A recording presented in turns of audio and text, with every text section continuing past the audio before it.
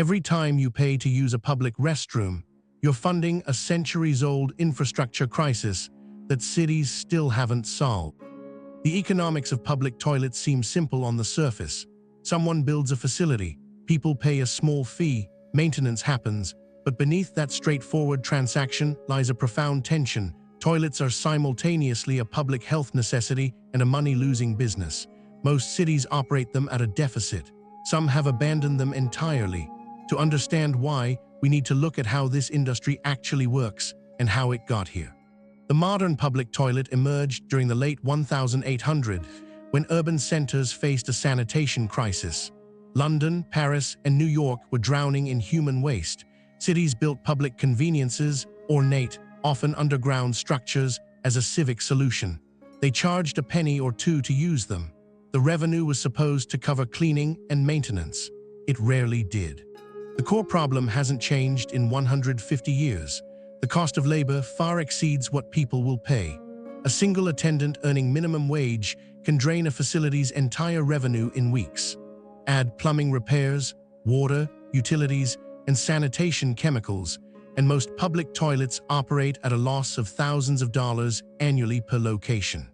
Cities have tried different revenue models to bridge that gap. Some charge higher fees, 50 cents, $1. Others partner with businesses. A coffee shop or transit hub grants access only to customers. A few have installed automated self-cleaning pods that reduce labor costs. Each model has trade-offs. Higher fees exclude low-income users. Business partnerships create access inequality. Automation is expensive upfront. Then there's the vandalism factor. Public toilets attract damage, graffiti, broken fixtures, clogged pipes at rates far higher than private facilities. Why? Because no one feels ownership.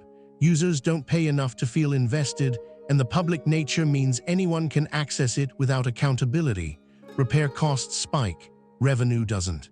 Some cities have simply given up. San Francisco, despite being wealthy, closed many public toilets in the 1990s due to maintenance costs and safety concerns. The result? More street urination, more disease, more public health problems. They later reopened a limited number, but the cycle repeats. Demand exceeds sustainable revenue. Other cities have found creative solutions. Some use advertising, covering walls with paid ads to offset costs. Others employ a pay-what-you-wish model, trusting that some users will overpay.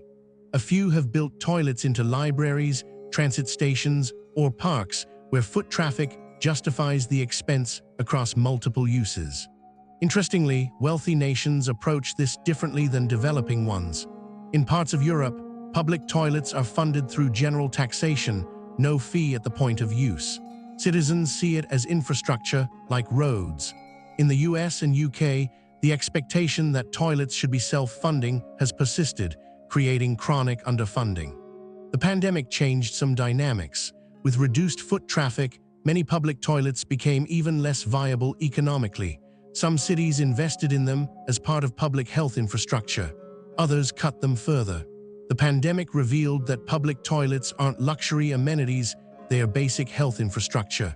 Yet funding them remains politically difficult. What's the actual cost to build and operate a public toilet annually? A basic facility runs roughly $10,000 to $20,000 per year in a mid-sized US city. If 500 people use it daily, that's 20 to 40 cents per use. Most charge a quarter. The math simply doesn't work without subsidy. So public toilets persist in a strange economic limbo. They're too expensive to fund privately, too socially necessary to abandon entirely, and too politically contentious to fund publicly. Cities manage them as a necessary loss, a cost of civilization. Every time you pay that fee or find a facility closed, you're witnessing that unresolved tension. The business of public toilets reveals something deeper. Some services can't be profitable because human need doesn't align with market value. We need them, we don't want to pay much. Cities can't afford to provide them free. That paradox has persisted for over a century, and it remains unsolved. Understanding it helps explain not just bathrooms, but how cities decide what to fund and what to abandon. This video is for educational and informational purposes only and is not financial advice. Always do your own research.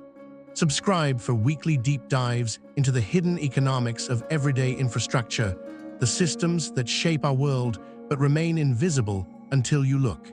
This video is for educational and informational purposes only and is not financial advice. Always do your own research.